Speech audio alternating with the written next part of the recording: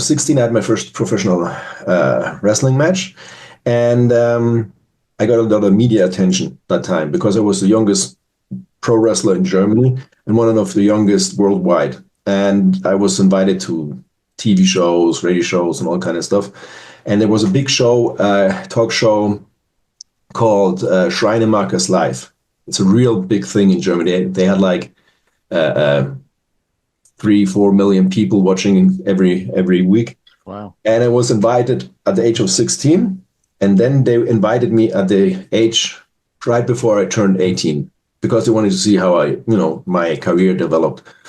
And at that time, the second time, WCW had a German tour over here. Mm-hmm. And Mark Merrow and Johnny Babette and Sting were invited as guests to the Topic Wrestling.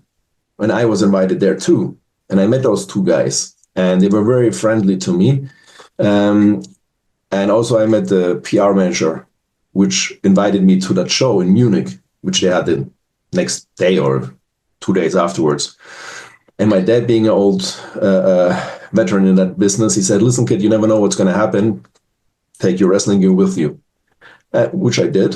I was brought by my dad the old school way, like you sure heard about that old school, like very respectful and do your stuff.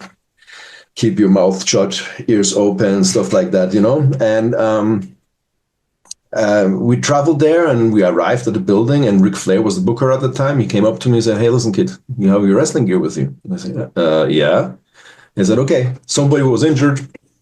You have a match tonight. Right. Yeah, so that was basically my tryout for WCW. Yep. I was nervous like shit, of course, but I knew that's a big chance for me. And I wrestled Paul Roma that night, which was a very good match. And Rick said, "Hey, listen, that's good. We were fine with that. Do you want to finish the tour with us?" So of course, I said yes in a second. Yep. And I finished the tour with them. And the last night after the match, Rick called me in a hotel room and surprised me with Eric Bischoff. He was there also now. And they said, hey, we want to offer you a contract. Do you want to come to the States? And I was so happy, but I had a problem because I already signed a 1-year deal with CWA. Right.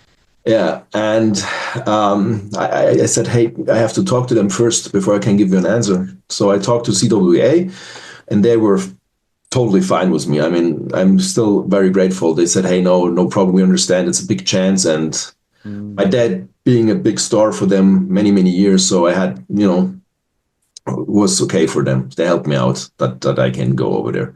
So I called them, WCW, and said, yeah, okay. I had to decide in 1 week if I move by myself to the States. And that's what I did. I was engaged at that time also. Okay. So that was not easy there also, because I had a fiancé and yeah. How did you manage that? That must have been quite challenging. Well, it was definitely. I mean, being that young, I met my wife when she was 16, I was 17.